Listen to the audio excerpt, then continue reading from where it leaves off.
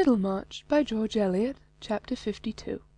His heart the lowliest duties on itself did lay. Wordsworth. On that June evening when Mr. Fairbrother knew that he was to have the Lowick living, there was joy in the old-fashioned parlour, and even the portraits of the great lawyers seemed to look on with satisfaction. His mother left her tea and toast untouched, but sat with her usual pretty primness, only showing her emotion by that flush in the cheeks and brightness in the eyes which give an old woman a touching momentary identity with her far-off youthful self, and saying decisively, "The great comfort, Camden, is that you have deserved it." "When a man gets a good birth, mother, half the deserving must come after," said the son, brimful of pleasure and not trying to conceal it. The gladness in his face was of that active kind which seems to have energy enough not only to flash outwardly, but to light up busy vision within. One seemed to see thoughts as well as delight in his glances. "Now, aunt," he went on, rubbing his hands and looking at Miss Noble, who was making tender little beaver-like noises, "there shall be sugar candy always on the table for you to steal and give to the children, and you shall have a great many new stockings to make presents of, and you shall darn your own more than ever." Miss Noble nodded at her nephew with a subdued, half-frightened laugh, conscious of having already dropped an additional lump of sugar into her basket on the strength of the new preferment. "As for you, Winnie," the vicar went on, "I shall make no difficulty about your marrying any Lowick bachelor. Mr. Solomon Featherstone, for example, as soon as I find you are in love with him." Miss Winifred, who had been looking at her brother all the while and crying heartily, which was her way of rejoicing, smiled through her tears and said, "You must set me the example, Cam. You must marry now." "With all my heart. But who is in love with me? I am a seedy old fellow," said the vicar, rising, pushing his chair away and looking down at himself. "What do you say, mother?" "You are a handsome man, Camden, though not so fine a figure of a man as your father," said the old lady. "I wish you would marry Miss Garth, brother," said Miss Winifred. "She would make us so lively at Lowick." "Very fine! You talk as if young women were tied up to be chosen like poultry at market, as if I had only to ask and everybody would have me," said the vicar, not caring to specify. "We don't want everybody," said Miss Winifred, "but you would like Miss Garth, mother, shouldn't you?" "My son's choice shall be mine," said Mrs. Fairbrother with majestic discretion, "and a wife would be most welcome, Camden. You will want your whist at home when we go to Lowick, and Henrietta Noble never was a whist player." Miss Fairbrother always called her tiny old sister by that magnificent name. "I shall do without whist now, mother." "Why so, Camden? In my time whist was thought an undeniable amusement for a good churchman," said Mrs. Fairbrother, innocent of the meaning that whist had for her son, and speaking rather sharply, as at some dangerous countenancing of new doctrine. "I shall be too busy for whist. I shall have 2 parishes," said the vicar, preferring not to discuss the virtues of that game. He had already said to Dorothea, "I don't feel bound to give up St. Botolph's. It is protest enough against the pluralism they want to reform, if I give somebody else most of the money. The stronger thing is not to give up power, but to use it well." "I have thought of that," said Dorothea. "So far as self is concerned, I think it would be easier to give up power and money than to keep them. It seems very unfitting that I should have this patronage, yet I felt that I ought not to let it be used by some one else instead of me." "It is I who am bound to act so that you will not regret your power," said Mr. Fairbrother. His was one of the natures in which conscience gets the more active when the yoke of life ceases to gall them. He made no display of humility on the subject, but in his heart he felt rather ashamed that his conduct had shown lashes which others who did not get benefices were free from. "I used often to wish I had been something else than a clergyman," he said to Lydgate, "but perhaps it will be better to try and make as good a clergyman out of myself as I can. That is the well beneficed point of view, you perceive, from which difficulties are much simplified," he ended, smiling. The vicar did feel then as if his share of duties would be easy, but duty has a trick of behaving unexpectedly, something like a heavy friend whom we have amiably asked to visit us, and who breaks his leg within our gates. Hardly a week later, duty presented itself in his study under the disguise of Fred Vincy, now returned from Omnibus College with his bachelor's degree. "I'm ashamed to trouble you, Mr. Fairbrother," said Fred, whose fair open face was propitiating, "but you are the only friend I can consult, I told you everything once before, and you were so good that I can't help coming to you again." "Sit down, Fred. I'm ready to hear and do anything I can," said the vicar, who was busy packing some small objects for removal, and went on with his work. "I wanted to tell you—" Fred hesitated an instant, and then went on plungingly. "I might go into the church now, and really, look where I may, I can't see anything else to do. I don't like it, but I know it's uncommonly hard on my father to say so, after he has spent a good deal of money in educating me for it." Fred paused again an instant, and then repeated, "And I can't see anything else to do." "I did talk to your father about it, Fred, but I made little way with him. He said it was too late. But you have got over one bridge now. What are your other difficulties?" "Merely that I don't like it. I don't like divinity and preaching and feeling obliged to look serious. I like riding across country and doing as other men do.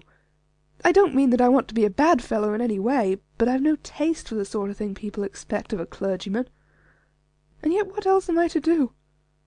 My father can't spare me any capital, else I might go into farming, and he has no room for me in his trade. And of course I can't begin to study for law or physic now, when my father wants me to earn something. It's all very well to say I'm wrong to go into the church, but those who say so might as well tell me to go into the backwoods." Fred's voice had taken a tone of grumbling remonstrance, and Mr. Fairbrother might have been inclined to smile if his mind had not been too busy in imagining more than Fred told him.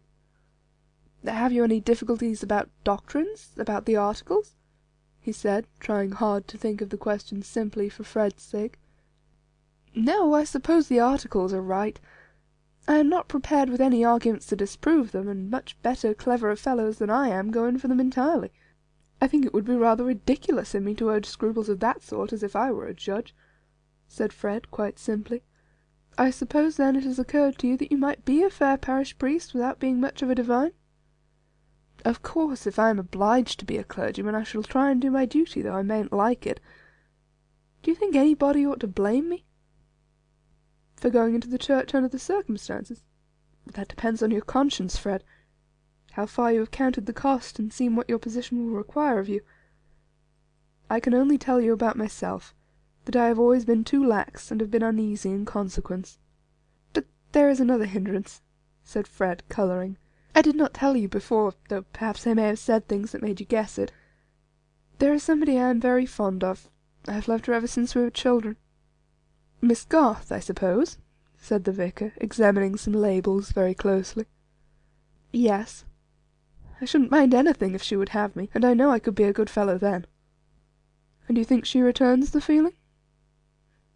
"She never will say so, and a good while ago she made me promise not to speak to her about it again, and she has set her mind especially against my being a clergyman, I know that. But I can't give her up. I do think she cares about me. I saw Mrs. Garth last night, and she said that Mary was staying at Lowick Rectory with Miss Fairbrother. Yes, she is very kindly helping my sister. Do you wish to go there? No, I want to ask a great favour of you. I am ashamed to bother you in this way, but Mary might listen to what you said. If you mentioned the subject to her, I mean about my going into the church." "That is rather a delicate task, my dear Fred. I shall have to presuppose your attachment to her, and to enter on the subject as you wish me to do, will be asking her to tell me whether she returns it." "That is what I wanted to tell you," said Fred bluntly. "I don't know what to do unless I can get at her feeling." "You mean that you will be guided by that as to your going into the church? If Mary said she would never have me, I might as well go wrong one way as another." "That is nonsense, Fred. Men outlive their love, but they don't outlive the consequences of their recklessness." "Not my sort of love. I have never been without loving Mary. If I had to give her up, it would be like beginning to live on wooden legs." "Will she not be hurt at my intrusion?" "No, I feel sure she will not. She respects you more than any one, and she would not put you off with fun as she does me. Of course I could not have told any one else, or asked any one else to speak to her but you. There is no one else who could be such a friend to both of us." Fred paused a moment, and then said, rather complainingly, "And she ought to acknowledge that I have worked in order to pass. She ought to believe that I would exert myself for her sake." There was a moment's silence before Mr. Fairbrother laid down his work, and putting out his hand to Fred, said, "Very well, my boy, I will do what you wish." That very day Mr. Fairbrother went to Lowick Parsonage on the nag which he had just set up. "Decidedly I am an old stork," he thought. "The young growths are pushing me aside." He found Mary in the garden gathering roses and sprinkling the petals on a sheet. The sun was low, and tall trees sent their shadows across the grassy walks where Mary was moving without bonnet or parasol. She did not observe Mr. Fairbrother's approach along the grass, and had just stooped down to lecture a small black and tan terrier, which would persist in walking on the sheet and smelling at the rose leaves as Mary sprinkled them. She took his forepaws in one hand and lifted up the forefinger of the other, while the dog wrinkled his brows and looked embarrassed. "Fly, Fly, I am ashamed of you," Mary was saying in a grave contralto. "This is not becoming in a sensible dog. Anyone would think you were a silly young gentleman." "You are unmerciful to young gentlemen, Miss Garth," said the vicar within 2 yards of her. Mary started up and blushed. "It always answers to reason with Fly," she said laughingly. "But not with young gentlemen?" "Oh, with some, I suppose, and some of them turn into excellent men." "I am glad of that admission, because I want at this very moment to interest you in a young gentleman." "Not a silly one, I hope," said Mary, beginning to pluck the roses again, and feeling her heart beat uncomfortably. "No, though perhaps wisdom is not his strong point, but rather affection and sincerity. However, wisdom lies more in those two qualities than people are apt to imagine. I hope you know by those marks what young gentleman I mean." "Yes, I think I do," said Mary bravely, her face getting more serious and her hands cold. "It must be Fred Vincy." "He has asked me to consult you about his going into the church. I hope you will not think that I consented to take a liberty in promising to do so." "On the contrary, Mr. Fairbrother," said Mary, giving up the roses and folding her arms, but unable to look up. "Whenever you have anything to say to me, I feel honoured. But before I enter on that question, let me just touch a point on which your father took me into confidence. By the way, it was that very evening on which I once before fulfilled a mission from Fred, just after he had gone to college. Mr. Garth told me what happened on the night of Featherstone's death, how you refused to burn the will, and he said that you had some heart-breakings on that subject, because you had been the innocent means of hindering Fred from getting his £10,000. I have kept that in mind, and I have heard something that may relieve you on that score, may show you that no sin offering is demanded from you there." Mr. Fairbrother paused a moment and looked at Mary. He meant to give Fred his full advantage, but it would be well, he thought, to clear her mind of any superstitions such as women sometimes follow when they do a man the wrong of marrying him as an act of atonement. Mary's cheeks had begun to burn a little, and she was mute. "I mean that your action made no real difference to Fred's lot. I find that the first will would not have been legally good after the burning of the last. It would not have stood if it had been disputed, and you may be sure it would have been disputed. So on that score you may feel your mind free." "Thank you, Mr. Fairbrother," said Mary earnestly. "I am grateful to you for remembering my feelings." "Well, now I may go on. Fred, you know, has taken his degree. He has worked his way so far, and now the question is, what is he to do? That question is so difficult that he is inclined to follow his father's wishes and enter the church, though you know better than I do that he was quite set against that formerly. I have questioned him on the subject, and I confess I see no insuperable objection to his being a clergyman, as things go. He says that he could turn his mind to doing his best in that vocation on one condition. If that condition were fulfilled, I would do my utmost in helping Fred on. After a time, not, of course, at first, he might be with me as my curate, and he would have so much to do that his stipend would be nearly what I used to get as vicar. But I repeat that there is a condition without which all this good cannot come to pass. He has opened his heart to me, Miss Garth, and asked me to plead for him. The condition lies entirely in your feeling." Mary looked so much moved that he said after a moment, "Let us walk a little," and when they were walking he added, "To speak quite plainly, Fred will not take any course which would lessen the chance that you would consent to be his wife. But with that prospect he will try his best at anything you approve." "I cannot possibly say that I will ever be his wife, Mr. Fairbrother. But I certainly never will be his wife if he becomes a clergyman. What you say is most generous and kind. I don't mean for a moment to correct your judgment. It is only that I have my girlish, mocking way of looking at things," said Mary, with a returning sparkle of playfulness in her answer which only made its modesty more charming. "He wishes me to report exactly what you think," said Mr. Fairbrother. "I could not love a man who is ridiculous," said Mary, not choosing to go deeper. "Fred has sense and knowledge enough to make him respectable if he likes in some good worldly business, but I can never imagine him preaching and exhorting and pronouncing blessings and praying by the sick without feeling as if I were looking at a caricature. His being a clergyman would only be for gentility's sake, and I think there is nothing more contemptible than such imbecile gentility. I used to think that of Mr. Kraus, with his empty face and neat umbrella and mincing little speeches. What right have such men to represent Christianity, as if it were an institution for getting up idiots genteelly, as if—" Mary checked herself. She had been carried along as if she had been speaking to Fred instead of Mr. Fairbrother. "Young women are severe. They don't feel the stress of action as men do, though perhaps I ought to make you an exception there. But you don't put Fred Vincy on so low a level as that?" "No, indeed. He has plenty of sense, but I think he would not show it as a clergyman. He would be a piece of professional affectation." "Then the answer is quite decided. As a clergyman he could have no hope?" Mary shook her head. "But if he braved all the difficulties of getting his bread in some other way, will you give him the support of hope? May he count on winning you?" "I think Fred ought not to need telling again what I have already said to him," Mary answered, with a slight resentment in her manner. "I mean that he ought not to put such questions until he has done something worthy, instead of saying that he could do it." Mr. Fairbrother was silent for a minute or more, and then, as they turned and paused under the shadow of a maple at the end of a grassy walk, said, "I understand that you resist any attempt to fetter you, but either your feeling for Fred Vincy excludes your entertaining another attachment, or it does not. Either he may count on your remaining single until he shall have earned your hand, or he may, in any case, be disappointed.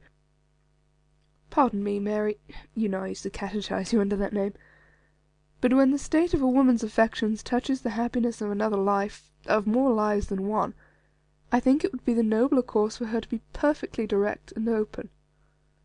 Mary, in her turn, was silent, wondering not at Mr. Fairbrother's manner, but at his tone, which had a grave, restrained emotion in it. When the strange idea flashed across her that his words had reference to himself, she was incredulous and ashamed of entertaining it. She had never thought that any man could love her except Fred, who had espoused her with the umbrella ring when she wore socks and little strapped shoes, still less that she could be of any importance to Mr. Fairbrother, the cleverest man in her narrow circle. She had only time to feel that all this was hazy and perhaps illusory, but one thing was clear and determined, her answer. "Since you think it my duty, Mr. Fairbrother, I will tell you that I have too strong a feeling for Fred to give him up for any one else. I should never be quite happy if I thought he was unhappy for the loss of me. It has taken such deep root in me, my gratitude to him for always loving me best, and minding so much if I hurt myself from time to time when we were very little. I cannot imagine any new feeling coming to make that weaker. I should like better than anything to see him worthy of every one's respect. But please tell him I will not promise to marry him till then. I should shame and grieve my father and mother. He is free to choose someone else." "Then I have fulfilled my commission thoroughly," said Mr. Fairbrother, putting out his hand to Mary, "and I shall ride back to Middlemarch forthwith. With this prospect before him, we shall get Fred into the right niche somehow, and I hope I shall live to join your hands. God bless you." "Oh, please stay and let me give you some tea," said Mary. Her eyes filled with tears, for something indefinable, something like the resolute suppression of a pain in Mr. Fairbrother's manner, made her feel suddenly miserable, as she had once felt when she saw her father's hands trembling in a moment of trouble. "No, my dear, no. I must get back." In 3 minutes the vicar was on horseback again, having gone magnanimously through a duty much harder than the renunciation of whist, or even than the writing of penitential meditations. Chapter 52